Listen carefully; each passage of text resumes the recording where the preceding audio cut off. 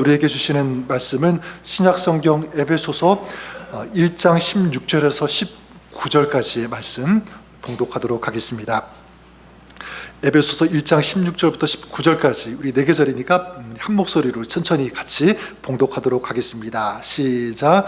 내가 기도할 때에 너희로 말미암아 감사하기를 그치지 아니하고 우리 주 예수 그리스도의 하나님 영광의 아버지께서 지혜와 계시의 영을 너희에게 주사 하나님을 알게 하시고 너희 마음의 눈을 밝히사 그의 부르심의 소망이 무엇이며 성도 안에서 그 기업의 영광의 풍성함이 무엇이며 그의 힘의 위력으로 역사하심을 따라 믿는 우리에게 베푸신 능력의 지극히 크심이 어떠한 것을 너희로 알게 하시기를 구하노라. 아멘. 하나님의 말씀입니다. 2021년 수년 전이죠. 디 애틀란타 저널이라고 하는 그 기사에 실린 그 내용입니다. 미국 그 오리건주의 케이시 분이라고 하는 한 49세 되는 여성의 그 이야기인데요. 이 여인이 오랫동안 그 노숙자 생활을 하고 있었습니다. 노숙자 생활, 우리는 잘 모르지만 얼마나 비참합니까? 하루하루 산다는 것이 굉장히 힘든, 간신히 버텨야 되는 그런 비참한 생활일 텐데, 근데 놀라운 것은 무엇이냐면 그녀가 이 여인이 이 90만 달러의 유산을 상속받을 수 있는 자격이 있다는 것을 알게 된 거예요. 그녀의 그 어머니가 이제 그녀에게 그 유산을 남긴 것인데, 그래서 이제 그 법원뿐만 아니라 막 변호사들이 막 계속 이 여인을 찾은 것입니다. 수차례 편지도 보내고 또 메일도 보내고 뭐 페이스북 메시지 뭐 광고 다 동원해가지고 이 여인을 찾았는데, 근데 끝내 연락이 닿지 않았고요, 찾을 수가 없었습니다. 이 케이시는 자신이 그런 유산을 물려받았다는 그 사실조차 모르고 있었고, 결국 극심한 그 어려움 가운데 생활하다가 이제 거리에서 그 생을 마감하게 되었고요. 그 유산은 이제 뭐 어떤 그 법적인 절차를 거쳐가지고 뭐 다른 사람에게 넘어갔다라고 하는 그런 기사였습니다. 근데 이 여인은 자신이 받은 유산이 있는지도 몰랐죠. 여러분, 알았으면 얼마나 좋았겠습니까? 그렇죠? 완전 그 인생이, 그 삶이 달라졌을 텐데, 근데 그것을 알지 못했고 결국 자신이 누릴 수 있는 그 기회를 놓치고 만 것입니다. 그래서 이 신문은, 이 기사는요, 이렇게 정리했습니다. 뭐라고 했냐면, 그녀는 돈이 없는 것이 아니라 자신에게 돈이 있다는 걸 몰랐던 것이다. 참 안타깝죠. 그걸 알았다면 얼마나 좋았을까. 근데 오늘 우리가 읽은 그 에베소서 1장 말씀을 보면 여기에는 이 여인과 비슷한 상황이지만 완전히 정반대의 삶을 살았던 그 사람의 모습을 우리가 발견할 수가 있는데, 그가 누구냐면 사도 바울입니다. 사도 바울. 에베소서 우리 읽었는데, 사도 바울이 로마 감옥에 갇혀 있을 때 에베소 교인들, 교회를 향하여 쓴 바로 이 서신이 에베소서입니다. 여러분, 감옥에 있다는 것 한번 상상해 보십시오. 매어쪽 구속이 되어 있습니다. 자유가 없습니다. 정말 고통스러운 그런 상황인 거예요. 그런 시간을 보내고 있었습니다. 근데 여러분, 이 에베소서를 쭉 나중에 한번 시간 될 때 한번 읽어 보십시오. 사도 바울이 감옥에 갇혀 있는 것이 맞는가라고 싶을 정도로 전혀 느끼지 못해요. 읽지 않았지만 그 에베소서 1장 2절에 그 에베소서는 이렇게 시작합니다. 하나님 우리 아버지와 주 예수 그리스도로부터 은혜와 평강이 너희에게 있을지어다. 은혜와 평강이 너희에게 있을지어다. 같은 그 옥중 서신인 이 빌립보서에도 보면 너희는 항상 기뻐하라, 내가 다시 말하노니 너희는 기뻐하라라고 하는 그런 편지를 빌립보 교회에게도 보내게 됩니다. 여러분, 무엇을 알 수 있냐면, 만약 바울 안에 이런 은혜, 이런 평안, 평강, 이런 기쁨이 만약 없다면 다른 사람들 교회를 향하여 기뻐하라, 은혜와 평강이 너희들에게 임할지어다라고 말할 수 있을까요? 그렇지 못했을 거예요. 자신 안에 이런 은혜와 기쁨과 평강이 충만하고 가득하니까 다른 사람에게도 이런 은혜와 평강이 있기를 원한다라고 말할 수 있는 거죠. 자, 그러면 우리가 생각해 볼 수 있는 것, 바울의 이러한 평강, 이러한 은혜, 이런 기쁨의 그 비밀은 어디에서 나왔는가라고 하는 것입니다.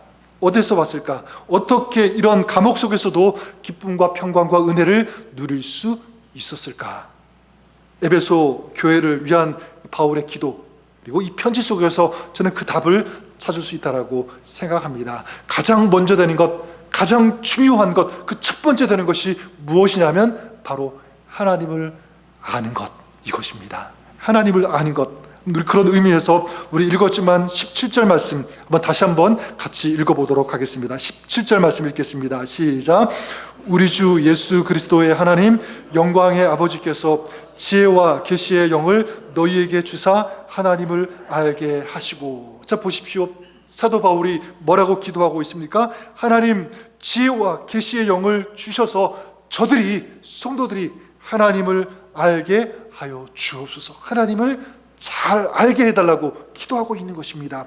여러분, 지금 이 사도 바울이 하나님의 영에 감동되어서 기도하고 있는 거죠. 편지를 쓰고 있는 것입니다. 그렇다면 지금 이 내용은요, 우리를 향한, 여러분들을 향한 하나님의 소원, 하나님의 마음일 수 있습니다. 어떤 마음이죠? 너희들이 나를 정말 잘 알기를 원한다라는 것입니다. 하나님을 알기를 원한다. 이렇게 얘기하면 이렇게 또 생각하시는 분들이 있을 것 같아요. 나는 하나님을 잘 모르지 않아. 나는 하나님에 대해서 많이 들었고 많이 배워서 너무 잘 알고 있어. 이렇게 생각하시는 분들도 아마 있을 것입니다. 그런데 여러분, 여기서 하나님을 안다라고 하는 것은 하나님에 대해서 지식적으로 아는 것이 아니에요. 그것이 아니라 하나님을 만나고 경험함으로써 알게 되는 그 암, 그게 이 지식인 것입니다. 그래서 안다라고 하는 이 단어, 히브리어로는 야다라는 그런 단어를 사용하고 헬라어로는요 에피크노시스라고 하는 이런 단어를 사용하고 있는데 마찬가지입니다. 그건 하나님의 존재, 어떤 하나님의 속성, 하나님의 성품을 지식적으로 머리로 아는 그것이 아니라 그분과 그 인격적인 관계를 맺으면서 그 속에서, 그 관계 속에서 경험되어지는 것, 그 아는 거예요. 체험하는 것, 이것이 야다, 그리고 에피크노시스, 이것입니다. 또 쉽게 예를 든다면 지금 미국의 대통령이 누군지 여러분 잘 아실 것입니다. 저도 나름대로 미국의 대통령 잘 안다라고 생각해요. 어떤 혈통에서 태어났는지, 그렇죠? 그리고 언제 대통령을 했고 또 지금 어떤 정책을 펼쳐가고 있는지 나름대로 저는 알고, 실제로 5년 전인가요? 저 백악관에도 직접 다녀왔습니다. 들어간 것은 아니고 밖에서 구경한 것인데요. 뭐 백악관에도 다녀왔죠. 뭐 나름대로 연구했으니까 대통령 누구인지 저는 잘 안다고 생각합니다. 근데 여러분, 과연 제가 그 대통령을 안다라고 말할 수 있을까? 그럴 수 없죠. 저는 그분을 알아도 그분은 저를 모르는 거예요. 만난 적도 없죠. 뭐 전화 한번 한 적도 없습니다. 그러니까 아는 것 같지만 사실은 모르는 게 맞는 거예요. 자, 그렇게 본다면 여러분, 사람에게 있어서, 그리고 이 세상에서 가장 큰 비극이 있다면 무엇일까? 저는 이것이라고 생각합니다. 바로 하나님을 모르는 것입니다. 하나님을 모르는 것. 가정에서도 그럴 수 있죠.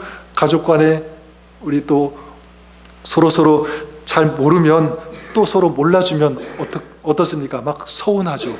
또 어떤 갈등도 일어날 수 있는 거예요. 사회, 직장 생활도 동일합니다. 모르면 용납하지 못하고 이해하지 못하고 품지 못하고 갈등 일어날 수 있는 거죠. 저는 하나님에 대해서도 마찬가지라고 생각합니다. 신앙생활도, 여러분, 신앙인에게 있어서 가장 큰 비극은 무엇이냐면 하나님을 모르는 것. 나는 하나님을 안다고 생각하는데 정작 하나님을 모르는 것. 하나님에 대해서 얘기는 많이 하는데 정말 하나님을 모르는 거기 있다라고 말씀드릴 수 있는 거예요. 이거는 성경에 나오는 이야기입니다. 호세아 선지자 당시에 이스라엘 백성들이 이제 타락하고, 그리고 그 나라가 무너지고 파괴되어지고 멸망되게 되는데 무엇 때문인가? 이스라엘 백성들이 저지른 그동안의 그 악행, 그 범죄, 그 악. 자, 이것이 원인일 수 있지만 성경은요, 그리고 호세아 선지자는 그것에 원인을 두지 않고 근본적으로 이것 때문이라고 얘기합니다. 그것은 바로 하나님을 몰랐기 때문이다. 이게 원인인 거예요. 그래서 호세아서 6장에 보면 호세아가 계속적으로 그 이스라엘 백성들을 향하여 외치지 않습니까? 하나님은 번제보다 하나님을 알기를 원하신다.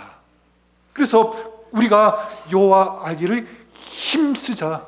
여호와를 알자. 계속 외치는 거예요. 하나님을 알자고. 여러분, 오늘 이 말씀에 나오는 바울도 이것을 기도하는 것 아닙니까? 저들이 하나님을 알게 하소서. 하나님을 알게 하소서.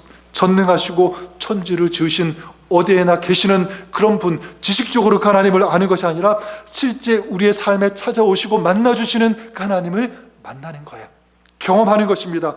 그것, 저는 이 하나님을 아는 지식이 여러분 안에 가득할 수 있기를 바랍니다. 진정으로 하나님을 아는 거죠. 저는 이것이 여러분의 또한 기도가 될 수 있기를 바랍니다. 하나님, 제가 하나님을 듣고 머리로 아는 그 지식에 그치는 것이 아니라 하나님을 내 삶 속에서 만나고 경험하는, 체험하는 그런 신앙 되게 하여 주옵소서. 여러분, 자녀들 있지 않습니까? 가족들을 위해서, 손주들을 위해서도 기도하셔야 돼요. 우리 자녀가, 우리 아이들이 그렇게 교회에 다니고 있으니까 거기에 만족하는 것이 아니죠. 어떻게 됩니까? 하나님, 저들이, 우리 아이들이 이제 신앙생활하면서 교회 다니면서 오늘도 우리 삶 가운데 역사하시는 그 주님을 생생하게 만나는 그런 경험이 있는 그런 신앙 되게 하여 주시옵소서. 기도해야 되는 거예요. 자, 그러기 위해서 어떻게 해야 되는가? 먼저는 우리를 구속해 주시기 위해서, 구원해 주시기 위해서 인간, 우리의 몸과 똑같은 몸을 입고 이 땅에 오신 예수님을, 진리와 생명 되시는 또 진정한 소망이 되어주시는 그 주님을 믿어야 된다, 알아야 된다는 거예요. 진리를 알지니 진리가 너희를 자유케 하리라. 진리가 되시는 예수님을 알고 믿고 영접하는 것. 또한 바울이 오늘 말씀에 보면 성령을 통해서 하나님을 알게 되기를 기도하고 있잖아요. 마찬가지 우리도 끊임없이 하나님을 알기를 소망하고 갈망해야 한다는 것입니다. 오랫동안 내가 신앙생활 했으니까 이 정도면 됐어라고 하는, 거기서 멈추는 것이 아니라 끊임없이 하나님의 그 깊으심, 그 하나님의 그 넓으심, 그 하나님의 높으심을 계속 사모하면서 갈망하는 거예요. 하나님을 만나기를 소망하는 것입니다. 그리고 하나님을 만나고 대화하는 시간, 기도하는 시간도 필요한 거예요. 그리고 또한 성경의 말씀, 하나님의 음성, 이 계시의 말씀을요 계속 우리는 읽기도 하고 듣기도 하고 묵상해야 되는 것입니다. 그럴 때 하나님이 어떤 분이신지 이 성경, 이 말씀을 통해서 우리는 알아갈 수 있는 것입니다. 또한 중요한 것은 교회 공동체 속에 속해야 된다. 또 예배도 중요합니다. 우리 교회 신앙 공동체는 어떤 공동체냐면 그냥 어떤 세상적인 이익이 있어서 모이는 그 모임이 아니라 하나님을 더 깊이 알아가기 위해서 모인 그런 자리 아닙니까? 그렇죠? 예배를 통해서, 기도를 통해서, 각종 모임을 통해서 내가 만난 하나님을 전하고 나누고 간증함으로 다른 누군가 그 하나님을 더 깊이 알아갈 수 있도록, 또 하나님께 더 가까이 나올 수 있도록, 이런 연합체예요. 그런 모임이 우리 교회 아닙니까? 자, 따라서 여러분들이 더 교회, 신앙 공동체에 속하기를 힘써야 되고, 또 예배의 자리, 기도의 자리, 모임의 자리 함께하는 그런 헌신, 그런 노력이 있어야 되는 것입니다. 저는 여러분들이 그럴 수 있기를 바랍니다. 길과 진리, 생명 되시는 주님을 영접하고 믿으시고요, 또 말씀을 통해서, 기도를 통해서 하나님을 만나고 교제하시는 여러분 될 수 있기를 바랍니다. 또한 교회 공동체 속에서 하나님을 만난 사람들을 통해서 우리 하나님을 더 깊이 경험하는, 하나님이 어떠한 분이신지를 알아가는 여러분의 귀한 아름다운 삶이 될 수 있기를, 또 신앙이 될 수 있기를 우리 주님의 이름으로 간절히 축원합니다. 자, 그러면 이렇게 하나님을 알 때, 이런 하나님을 알 때 우리에게 어떤 은혜, 어떤 축복이 임하는가라고 하는 것입니다. 저 두 가지 같이 나누고 싶은데, 첫 번째는 뭐냐면 하늘나라의 소망, 그리고 하늘나라의 기업을 받고 누릴 수 있다, 이렇게 말씀드릴 수 있을 것 같아요. 하늘의 소망, 하늘의 기업을 받는다, 누릴 수 있다라는 것입니다. 오래전에 제가 신학교 다닐 때 첫 번째 학기에 들었던 그 과목 중에 헬라어와 히브리 수업이 있었어요. 근데 그것을, 그때 그 과목을 가르쳤던 그 교수님, 장모 교수님이신데, 이분은 굉장히 유명한 분이셨어요. 20개 가까운 그 고대 근동어를 마음대로 읽고 쓰고 말할 수 있는 굉장히 그런 유명한 그런 언어학의 대가였는데, 기억나는 것은 그 수업, 그 강의 첫 번째 시간이었는데, 이분이 이제 그 알파벳 이런 것들을 쭉 이제 나누시면서 그냥 불쑥 저에게 어떤 단어를 하나 딱 보여주시더니 그걸 한번 읽어보라고 하는 거였어요. 읽었을까요? 못 읽었을까요? 당연히 못 읽죠. 첫 시간인데. 깜짝 놀랐습니다. 아니 첫 시간인데 왜 저렇게 어려운 것을 물으시지? 깜짝 놀랐어요. 근데 정말 더 깜짝 놀랐던 것은 무엇이냐면 그 교수님이 저의 이름을 정확하게 부르시면서 한번 대답해 보라는 것이었습니다. 저 그 사실이 정말 깜짝 놀랐어요. 아니 강의 첫 번째 시간인데 사전에 만나거나 교감이 있었던 것도 아닌데 전혀 나에 대해서 모르실 텐데 어떻게 내 이름을 알았지? 깜짝 놀랐습니다. 나중에 알았어요. 그 교수님이 물론 그 어떤 사람의 그 이름을 잘 외우시는 은사도 있으시지만 그분이 어떻게 하셨냐면 그 수업에 이제 들어오게 되는 그 학생들의 그 이름과 그리고 사진을 다 가지고 있었던 거 받았던 거예요. 그리고 이름과 그 사진을 대조해 가면서 계속 익히시는 거예요. 외우시는 거예요. 그러니까 직접 만나지는 못했지만 그 사진, 그 얼굴을 통해서 계속 이 교수님이 만나신 거죠. 계속 대면하셨던 거예요. 그날 이후로 그 수업이 어떻게 했습니까? 막 영어, 독일어 이런 것도 배우는 것도 사실 힘들었는데 이 헬러 히브리어 배운다는 것이 얼마나 힘들겠습니까? 그렇죠? 근데 이상하게도 그 시간부터 그 수업이 굉장히 재밌어지기 시작하는 거예요. 물론 그렇다고 해서 성적이 좋았느냐 그렇지는 못했지만 일단 그 수업에 들어가는 것, 배운다는 것이 너무너무 좋았고요. 그리고 어떤 생각을 했냐면 처음에는 왜 이런 어려운 공부를 해야 되지 막 이런 불만이 있었거든요. 그런데 그 시간 지나면서 힘들지만 이 과정이 필요한 시간이구나. 제 인생의 디렉션, 그 사역의 디렉션이 보이기 시작하고 또 확신이 생기고요. 또 내 마음속에 막 이런 기쁨, 어떤 확신, 막 이런 능력이 생기는 것을 경험하게 되었습니다. 저는 이것이 하나님과의 관계도 마찬가지라고 생각합니다. 하나님과 지식적인 관계가 아니라 인격적인 그런 관계가 될 때 그 인생에는요 기쁨이 있는 거죠. 행복이 있는 거예요.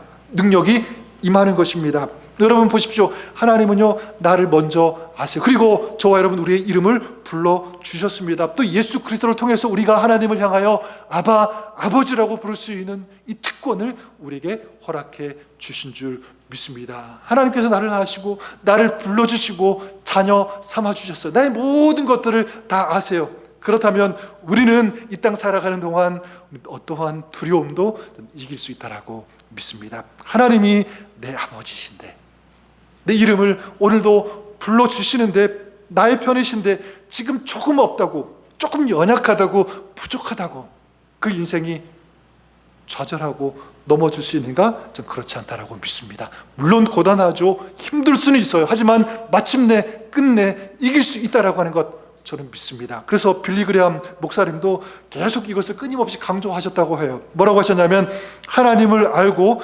그분의 뜻에 따라 사는 것보다 더 위대한 성공은 없다. 주님을 아는 것이 인생의 궁극적인 승리다. 이걸 외치시는 거예요. 하나님을 아는 것이 인생의 진정한 궁극적인 승리가 되는 줄 믿습니다. 그래서 오늘 말씀 보면 사도 바울도 에베소 교회를 위해서 이거 기도하는 것 아닙니까? 하나님, 저들이 하나님을 알게 하여 주옵소서. 근데 여기서 끝나지 않죠. 그 다음 보면 이제 17절부터 18절, 19절 거기에는요 계속 물론 기도지만 저는 이것이 기도가 아니라 하나님을 알 때 얻어지는, 하나님을 아는 성도들이 누릴 수 있는 축복, 저는 은혜라고 믿습니다. 우리 18절 말씀 우리 같이 한번 읽어보도록 하겠습니다. 18절 말씀 읽겠습니다. 시작. 너희 마음의 눈을 밝히사 그의 부르심의 소망이 무엇이며 성도 안에서 그 기업의 영광의 풍성함이 무엇이며. 자, 바울이 무엇을 위해 기도하고 있습니까? 저들의 눈을 밝혀서 부르심의 소망이 무엇인지, 기업의 영광의 풍성함이 무엇인지 알게 해 주십시오. 기도하고 있습니다. 내 하나님을 알 때 그 삶에 일어나는 결과다. 저는 이렇게 보게 되는데 여러분 하나님을 알면 그 인생이 어떻게 되는가? 여기 보니까 그의 부르심의 소망 이렇게 나오고 있습니다. 부르심의 소망. 자, 이것은 단순히 그냥 초대하는 것, 단순한 초대가 아니라 이거는요 구원으로의 부르심, 초대라고 할 수 있습니다. 구원은 누구에게 임하는가? 그래 여러분, 오늘 나에게 찾아오시는 예수님을 나의 구주로 인정할 때, 만날 때, 그 주님을 나의 구주로 고백할 때 그 사람이 주님께서 주시는 이런 영원한 이 생명을 얻게 되는 줄 믿습니다. 주님을 믿고 주님을 만나면 그래요, 그 인생의 디렉션, 이 방향이 완전히 바뀌게 되는 것입니다. 어떻게 바뀌게 되죠? 죽음이 아니라 이제는 생명으로 바뀌게 되는 것이고, 이제 절망이 아니라 뭐로 바뀌게 되는 것입니까? 소망으로.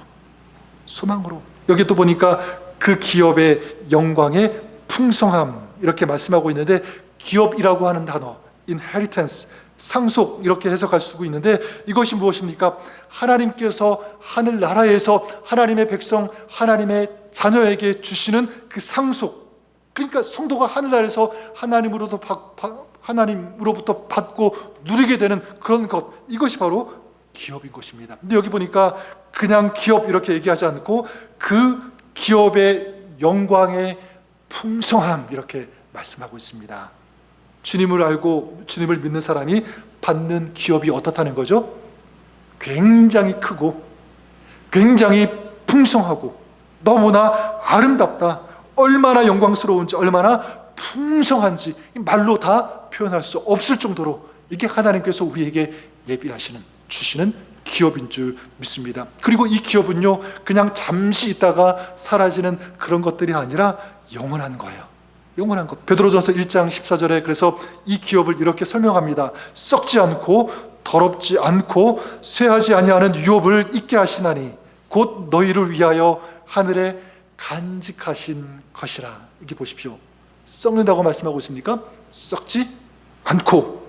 더럽혀집니까? 더럽혀지지 않고. 쇠합니까? 쇠하여지지 않는 이런 영원한 유업, 기업을 주시겠다. 그래서 여러분, 찬송가 435장 말이 우리가 부르는 찬송 어떻게 시작합니까? 나의 영원하신 기업, 생명보다 귀하다. 저는 맞다고 생각합니다. 나의 영원하신 기업. 하나님께서 우리에게 주시는 이 기업은 그냥 잠깐 있다가 사라지는 그런 기업이 아니라 영원한, 풍성한, 말로 표현할 수 없는 아름다운 그런 기업인 줄 믿습니다. 나의 영원하신 기업. 그럼 그 기업은 무엇일까? 여러 가지로 설명할 수 있겠지만 두 가지만 말씀드리면, 그 기업은요, 바로 하나님께서 믿는 사람들을 위해서 예비하신 하나님의 나라입니다. 하나님의 나라. 여러분, 우리가 살고 있는 이 세상 둘러보면, 또 뉴스를 들어보면 얼마나 흉흉합니까? 굉장히 악하죠. 각종 범죄가 난무합니다. 얼마 전에도 정치 이념이 다르다고 해서 총을 쏘고 발사하고 죽이는 이런 일들이 일어나고 있는 거예요. 그래서 그것 때문에 심지어 좀 무고한 그런 억울한 그런 사람들도 피해를 당하고 희생당하는 그런 일들이 일어나고 있는 것 아닙니까? 자, 하지만 하나님 나라는 어떤가라고 할 때, 하나님 나라에는요, 해함이 없습니다. 아픔도 없고 눈물도 없는 그곳이 하나님 나라인 거예요. 요한계시록 21장 3절과 4절에 보면, 하나님이 그들과 함께 계시리니 그들은 하나님의 백성이 되고 하나님은 친히 그들과 함께 계셔서 모든 눈물을 그 눈에서 닦아주시니 다시는 사망이 없고 애통하는 것이나 곡하는 것이나 아픈 것이 다시 있지 아니하리니 처음 것들이 다 지나갔음이라. 하나님께서 하나님의 나라, 이 기업을 믿는 사람들에게 주시는 줄 믿습니다. 또한 하나님께서 주시는 이 기업은요, 하늘의 영광. 이건 어떻게 표현할 수가 없는 거예요.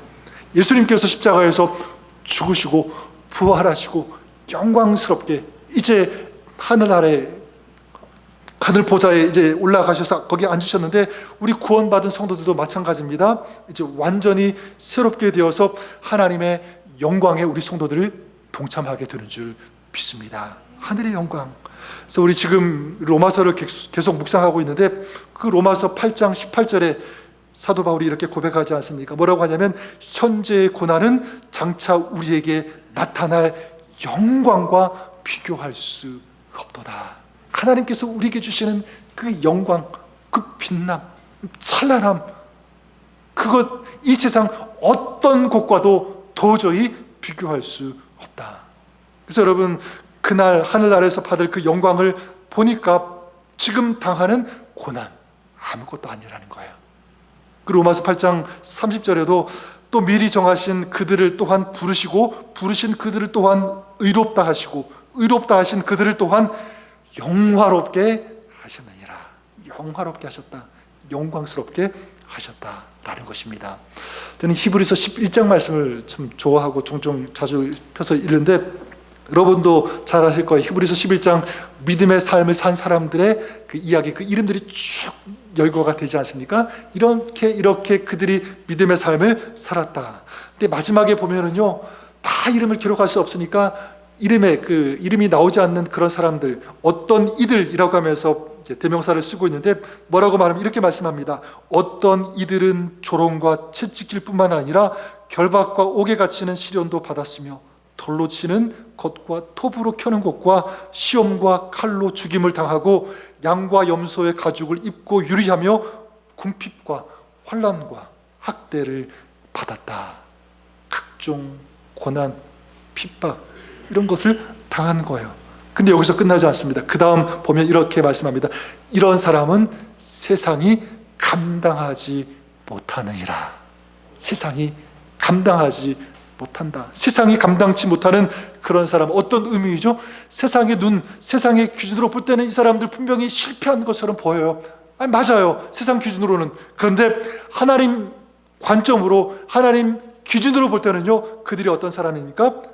세상이 도저히 감당할 수 없는, 품을 수 없는, 이해할 수 없는 그런 진정한 참된 승리자들이라는 것입니다. 세상이 감당치 못하는 그런 사람. 저는 이 표현을 보면서 세상이 감당치 못하는 사람, 그러면 우리도 그런 삶 살 수 있는 것 아니겠습니까? 어떻게 그럴 수 있을까? 어떻게 이 사람들은 그런 세상이 감당치 못하는 삶을 살 수 있었을까? 저에게 다가온 메시지는 이것이었습니다. 그들은요, 하나님을 알았기 때문입니다.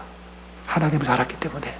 또한 그들은 하나님 나라에 대한 이 영원한 소망이 있었기 때문에, 또 믿는 사람들에게 하나님께서 주실, 하나님께서 예비하신 그 영원한 영광스러운 그 기업이 있다는 것을 그들은 알았기 때문에, 그리고 그들은 믿었기 때문에 이것입니다. 그렇다면 여러분, 오늘 혹시 여러분 지금 살아가시면서 신앙생활 하시면서 고난당하는 일, 어려운 힘든 그런 일들, 또 아픔을 가지고 살아가시는 분들 있을 것입니다. 또 어떤 경우에 무슨 일을 하는데 이런 부분에서 실패하고 좌절되어지고 낭망이 되는 그런 시간의 과정을 지나고 계신 분들 아마 있을 것입니다. 전 여러분들이 그런 과정, 어떤 사람들이 지날 수 있겠지만 여러분들에게 부탁을 드리고 또 여러분들에게 권면을 드립니다. 여러분, 그럴 때마다 하나님 나라의 영광스러운 기업을 생각하시는 여러분 될 수 있기를 바랍니다. 지금이 끝이 아니라 하나님께서 영광스러운 그날을 예비하시고 우리에게 그것을 주신다라고 하는 이 소망을 가지고 오늘을 살아가시는 저 여러분 우리가 될 수 있기를 주님의 이름으로 간절히 축원합니다. 그렇다면 고난 속에서도 믿음으로 세상이 감당할 수 없는 그런 참된 승리자의 삶, 저와 여러분 우리도 살아갈 수 있는 줄 믿습니다. 이게 첫 번째고요. 또한 하나님을 알 때 어떤 축복, 어떤 은혜가 그 사람에게 임하는가. 첫 번째가 이 소망과 영광의 기업을 받고 누리는 것이라면, 둘째는 이 땅에서 받는 은혜, 이 땅에서 누리는 축복이라고 할 수 있을 것 같아요. 그게 뭐냐면 크신 능력의 하나님을 경험할 수 있다는 것입니다. 그리고 그 능력의 하나님을 믿음으로 오늘 우리가 만나는 어려운 상황들을 극복하고 이길 수 있게 된다. 저는 이것이 놀라운 하나님의 축복이라고 믿습니다. 한번 우리 그런 의미에서 19절, 우리 마지막 절 말씀 우리 다시 한번 읽어보도록 하겠습니다. 같이 읽어보겠습니다. 시작. 그의 힘의 위력으로 역사하심을 따라 믿는 우리에게 베푸신 능력의 지극히 크심이 어떠한 것을 너희로 알게 하시기를 구하노라. 자, 무엇을 말하고 무엇을 구하고 있습니까? 먼저는 하나님의 능력이 얼마나 큰지를 저들이 알게 해 주옵소서, 이것입니다. 근데 중요한 것은 무엇입니까? 하나님께서 그렇게 크고 전능하심을 저들이 믿을 때, 저들이 하나님의 능력을 삶 속에서 경험할 수 있다는 것을 말하는 거예요. 그래서 기도하고 있는 것입니다. 저들이 삶 속에서 그 하나님을 경험하게 하여 주옵소서. 저는 개인적으로 참 좋아하는 말씀, 스바냐서 3장 17절 말씀, 노래로도 나오지 않습니까? 종종 제가 이 노래를 부르는데, 너의 하나님 여호와가 너의 가운데 계시니 그는 구원을 베푸실 전능자시라. 구원을 베푸실 전능자시라. 이게 참 마음에 와 닿습니다. 여러분, 주님께서는요, 죽어가는 영혼, 사망에 처할 수밖에 없는 죄의 심판, 거기에 억눌리고 끌려가고 결국 이 죄의 권세에 눌려서 죽을 수밖에 없는 저희들을 독생자 예수 그리스도를 통해서 우리를 구원해 주신 줄 믿습니다. 구원의 하나님이신 거예요. 우리의 영혼, 우리가 그렇게 한숨 쉬면서 죽어갈 때 주님께서 그 십자가의 은혜로 우리를 구원하셨다면, 지금 오늘 우리가 당하는 일들, 어떠한 문제도 우리 주님은 구원하실 수 있는 줄 믿습니다. 왜냐하면 하나님은 전능하시니까, 전능하신 하나님이시니까 그래요. 여러분, 성경에 다윗이 그러지 않았습니까? 골리앗과 싸워 이기게 되죠. 승리하게 됩니다. 너는 칼과 창과 단창으로 내게 나아오거니와 나는 만군의 여호와의 이름으로 너에게 나아가노라 외치면서 싸우고 승리했습니다. 여러분, 다윗이 어떻게 이 거인, 정말 인간의 눈으로 볼 때 도저히 이길 수 없는 골리앗을 이길 수 있었을까? 저는 믿는 것은 다윗은 하나님을 알았기 때문이에요. 하나님을 알았기 때문에, 하나님을 알았기 때문에, 하나님을 믿었기 때문에 이 골리앗 앞에서도 두려워하지 않았다. 그렇다면 어떻게 우리에게 적용이 될 수 있죠? 마찬가지입니다. 우리가 하나님을 안다면, 하나님의 이 전능하심을 정말 제대로 믿는다면, 우리 인생에 다가오는, 우리를 위협하고 공격하고 두려움을 주는 어떠한 골리앗도, 어떠한 문제도 우리는 주님 안에서 이길 수 있게 되는 줄 믿습니다. 지난주 나누었던 다니엘의 세 친구 마찬가지 아닙니까? 그들은 어떻게 했습니까? 불 가운데에서도 우리를 능히 하나님께서 건져 주실 것을 우리가 믿습니다. 하나님을 알고 하나님을 믿었잖아요. 설사 그렇지 않을지라도 그래도 우리는 하나님을 향한 이 믿음 지키겠습니다. 이게 있었다는 거예요. 그랬을 때 그들은 불 가운데서도 자기들을 건져주시는 그 하나님을 경험하지 않았습니까? 그렇다면 우리도 마찬가지, 우리의 마음을 불사르게 하고 태우고 우리의 생각, 또 우리의 어떤 그 삶을 자꾸 짓누르고 불태우려고 하는, 불사르려고 하는 그런 문제들이 엄습하고 다가올 때마다 우리가 하나님을 알고 그 하나님을 믿는다면, 우리가 불 가운데 있을지라도 하나님은 그 가운데서 우리를 건져주시는 하나님이 되시는 줄 믿습니다. 그걸 경험하는 거예요. 저는 이런 은혜를 경험하시는 여러분 될 수 있기를 주님의 이름으로 간절히 축원합니다. 그러기 위하여 하나님을 알아야 된다. 예수 그리스도를 인정하고 믿어야 된다. 그리고 하나님의 이 전능하심을 신뢰할 수 있어야 된다. 그렇게 하나님을 알고 하나님을 경험하는 여러분의 삶, 가정, 우리 자녀들 앞으로의 평생의 신앙이 그렇게 될 수 있기를 우리 주님의 이름으로 간절히 축원합니다. 주님께서 역사하여 주시고 도와주실 것을 믿습니다. 이 믿음 안에서 살아가시는 복된 여러분의 삶, 승리하시는 여러분의 신앙이 될 수 있기를 다시 한번 우리 주님의 이름으로 간절히 축원합니다. 기도하겠습니다. 사랑과 은혜가 풍성하신 좋으신 하나님 아버지, 우리가 주님을 알기 전에 먼저 우리를 아시고 우리 이름 불러주시고 구원의 은혜를 베풀어 주신 그 하나님, 그 사랑, 그 은혜, 기쁨과 감사함으로 예배할 수 있게 하시니 감사합니다. 하나님, 주님을 안다고 거기에 만족하고 그치는 것이 아니라 더욱더 주님을 깊이 알아가는 저희들 되게 하여 주옵소서. 살아계신 하나님, 우리에게 말씀하시는 하나님, 우리를 도우시고 은혜 베풀어 주시는, 승리케 하시는 그 주님을 우리 삶 속에서 만나고 교제하고 그 하나님을 알므로 그 주님 주시는 그 은혜와 능력으로 이제 삶에 만나는 문제들을 돌파하며 이길 수 있는 영광스러운 하나님의 백성의 삶 살아가는 저희들, 우리 가정과 자녀 되게 하여 주옵소서. 그렇게 역사하실 좋으신 주님 찬양하며 예수님 이름으로 기도드립니다. 아멘.